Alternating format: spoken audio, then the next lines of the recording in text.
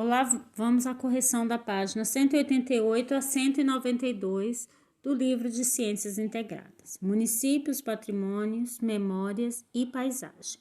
Na primeira página fala que no lugar que nós vivemos existem muitas coisas diferentes, pessoas, cenas, ruas, animais, plantas, comidas, saberes. Há também diversas formas de viver, pensar, agir, se relacionar, falar, cantar, comer, dançar, morar e aprender. A diversidade cultural que encontramos ao nosso redor é muito grande. E aí vem mostrando 4 fotos, né? Da cavalgada da Folia de Reis, em Pirinópolis, da renda do Bilro, em Rio Grande do Norte, do queijo da Canastra, em Minas Gerais, e da Casa de Arquitetura Tradicional Alemã, né? Essas imagens são exemplos de produções culturais de algumas regiões ou municípios brasileiros. Fazem parte da cultura local e suas comunidades se orgulham delas. O que essas produções têm em comum? Elas são tradições culturais e estão relacionadas à história e identidade da população local. Por isso, são considerados patrimônio cultural. Página 189. Mas, o que é patrimônio cultural? Podemos dizer que tudo aquilo que foi produzido, criado, praticado ou transmitido ao longo do tempo é que tem importância especial para um ou vários grupos de pessoas, pois fazem parte da cultura e história da sociedade brasileira. Na Constituição Federal, em 1988, são considerados patrimônios culturais brasileiros as formas de expressão, os modos de criar, fazer e viver, as criações científicas, artísticas e tecnológicas, as obras, objetos, documentos, edificações e demais espaços destinados às manifestações artísticos culturais. Os conjuntos urbanos e sítios do valor histórico, paisagístico, artístico, arqueológico, paleontológico, ecológico e científico. Tudo isso é considerado patrimônio cultural. Então vamos lá, vamos entender. Patrimônio cultural é tudo aquilo que é criado e produzido e que tem importância para uma sociedade, tá bom? E lá na Constituição, o que é uma Constituição? Constituição é o conjunto de normas e leis que define os direitos e deveres do governo e das pessoas de um país. Então, a nossa Constituição ela é de 1988 e ela definiu que tudo isso aí que é produzido por nós, pela sociedade brasileira, é considerado um patrimônio cultural. Diferentes tipos de patrimônio. Como você viu, patrimônio cultural pode ser muitas coisas diferentes. A definição que aparece na Constituição também mostra essa diversidade. Vamos conhecer um pouco sobre as principais diferenças delas? Algumas coisas podemos tocar, manusear, porque são objetos, peças, documentos, monumentos, obras de arte, construções, cidades consideradas patrimônio cultural, já que são importantes para a sociedade que as produziu. Esse tipo são chamados de patrimônio material, pois são feitas de algum tipo de material que podemos pegar. Então, tudo aquilo que a gente pode tocar, pegar, é um patrimônio material. O patrimônio material também pode ser dividido em 2 tipos: móvel, porque pode mudar de lugar, objetos, documentos, etc., e imóvel, porque não pode sair do lugar onde está, casas, edifícios e cidades. Outras coisas sabemos fazer, pois aprendemos com as pessoas da família ou da comunidade onde vivemos.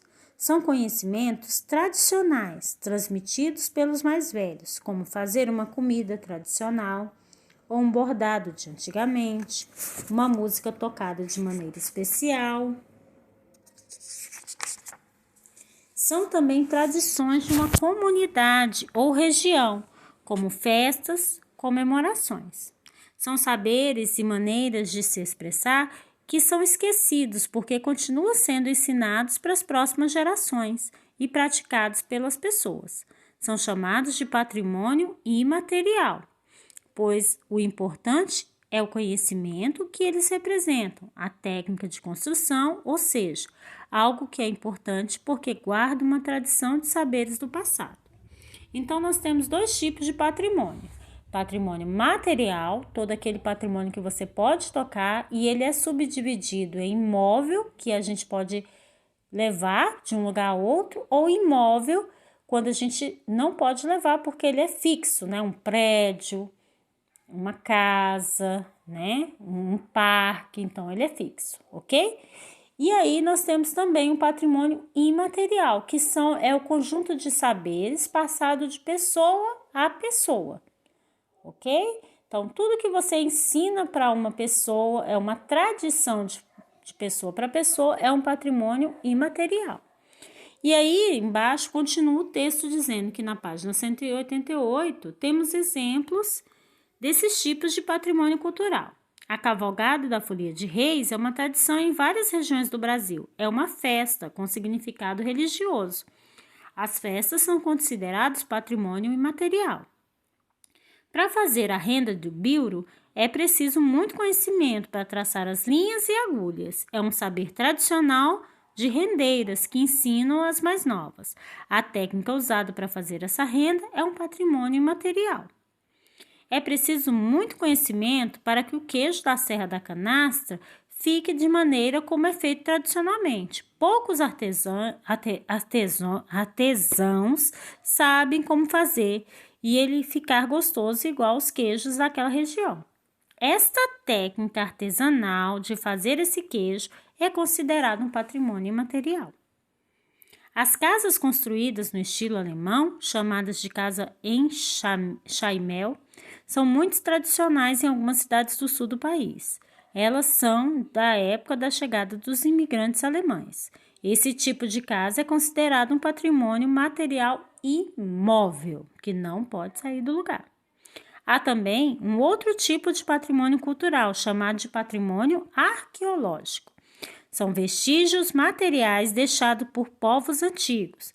Olha essas duas fotos. A primeira foto mostra uma pintura rupestre na Lapa do Caboclo, no Parque Nacional das Cavernas, em Peruaçu, em Januária, Minas Gerais. Então, pintura rupestre é as pinturas feitas na época dos homens da caverna, que eles faziam com tintas, com rochas especiais e faziam as pinturas nas cavernas, tá? Então, essa é uma pintura rupestre. E aí, a gente tem uma lâmina de machado, que também é um achado arqueológico e é um patrimônio arqueológico, ok? Próxima página, 191. Aí, povos antigos que habitaram o Brasil há muito tempo. Pode ser objetos variados, pinturas rupestres, ruínas de construções, locais sagrados e tudo que revela a atividade humana. Então, a gente tem vários tipos de patrimônio arqueológico. Tudo aquilo que foi construído há muito tempo atrás, locais sagrados, ruínas, pinturas na parede de cavernas, pedaços de cerâmica, lâminas, são patrimônios arqueológicos. Algumas coisas são importantes porque trazem com elas muitas histórias, tradições e conhecimentos que nos ajudam a entender a história e a cultura do nosso povo. Elas registram a maneira de viver em determinada época. São manifestações dos tempos passados do nosso presente. Você conhece, número 1, você conhece alguma tradição de sua família ou comunidade? Qual? Então, você aí vai começar a responder as perguntas. A primeira é se você conhece alguma tradição da sua família. O que é que na sua família faz sempre? De forma toda vez. Por exemplo, na minha família se reúne sempre no Natal na casa de um. Já é tradição. Então, esse eu posso colocar aí, né? É a tradição da minha família. E você pensa na sua, ok? Número 2. Você já visitou algum lugar importante para a história do seu município, região ou país? Qual? Aqui, ano passado, eu lembro que a escola foi passear na Praça dos Três Poderes. Eu não sei se vocês foram, né? Lá no Congresso Nacional, Praça dos Três Poderes, o centro do plano piloto, a rodoviária, mas eu tenho certeza que vocês já foram na rodoviária com a mãe de vocês. Todos esses lugares são importantes para a nossa cidade. Você pode colocar algum deles, ok? Número 3. Há construções antigas onde você vive, como casas, edifícios, pontes, ruas ou praças? Quando elas foram construídas? A nossa cidade, Brasília, Distrito Federal, Samambaia, são cidades consideradas novas do ponto de vista da história. Então, ela não tem uma construção muito antiga, né? Porque Brasília foi fundada em 1960.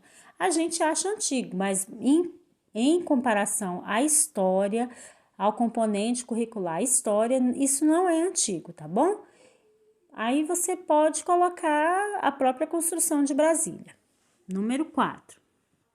Algum monumento, como escultura, estátua, obelisco, no município que você mora, sobre o que ele é? Na nossa capital, no Distrito Federal, lá no Plano Piloto, tem várias estruturas, várias estátuas. Tem um Palácio da Justiça, né? E na frente do Palácio da Justiça tem uma mulher sentada com uma venda no olho, que é uma estátua muito famosa que diz que a justiça é cega. Temos também o Candango na Praça dos Três Poderes, né? Nós temos algumas estátuas por aí. Pense, pesquise e pode colocar a sua. 5. Você sabe onde se localiza a região mais antiga do seu município?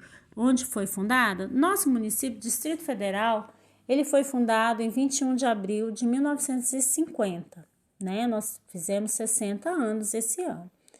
E antes dele, teve o Núcleo Bandeirante, que é de 57, 58. Então, esse é o tempo mais antigo que nós tivemos. O Núcleo Bandeirante, a Candangolândia, a Vila Tele Brasília, que foi aonde os pioneiros que construíram Brasília ficaram acampados até a construção do plano piloto. Próxima página, 192. Na nossa última página de correção é a página 192. Aí no número 6, sente com um colega, identifique as imagens abaixo de acordo com os tipos de patrimônio cultural estudado na página 188 e 190. Então, a gente vai dizer se é patrimônio material ou imaterial. Lembrando que patrimônio material é tudo aquilo que eu posso pegar. E patrimônio imaterial é aquele saber passado de geração em geração. Então, vamos lá. Na primeira figura tem a capoeira. A capoeira é um patrimônio imaterial. A capoeira, as técnicas, como você joga capoeira, ela vem passada da época dos escravos, né? Então, vem passado de pessoa a pessoa, é um patrimônio imaterial. Do lado da capoeira, nós temos a apresentação do grupo de Congada durante a festa em Vila Bela da Santíssima Trindade, Mato Grosso, 2014. Festas são considerados patrimônio imaterial. Por quê? Porque é passado de pessoa para pessoa, de comunidade para comunidade, ok? Seringueiro, extraindo o látex para fazer a borracha, em União Paulista de São Paulo. Então, o seringueiro, ele está fazendo o quê? Extraindo a borracha de uma árvore, né? Da árvore lá na Amazônia. E essa técnica de extração da borracha, ela é passada de pai para filho. Então, é um conhecimento. Por ser um conhecimento, dizemos que isso é um patrimônio imaterial. Museu do Sertão, na antiga estação ferroviária de Piranhas, Alagoas, 2017. O museu já é um prédio, né? E ele tá lá, ele é imóvel, né? Então, ele é um prédio material, é um patrimônio material. Nós temos a técnica da pesca tradicional com cerco, em Barroquinha, Ceará. Então, essa técnica que é ensinada de pai para filho, como se pesca com, né? A pesca de cerco, ela é um patrimônio material, porque é uma técnica, né? Que é ensinado de pai para filho. E o último, caderneta, que pertenceu ao imperador Dom Pedro II, no Museu Imperial de Petrópolis, Rio de Janeiro. Aí já é um documento, então ele é um documento, ele é material, a gente pode pegar, então eu digo que ele é um patrimônio material móvel, que também pode sair de um lugar a outro, ok? Então, até a próxima, espero ter ajudado.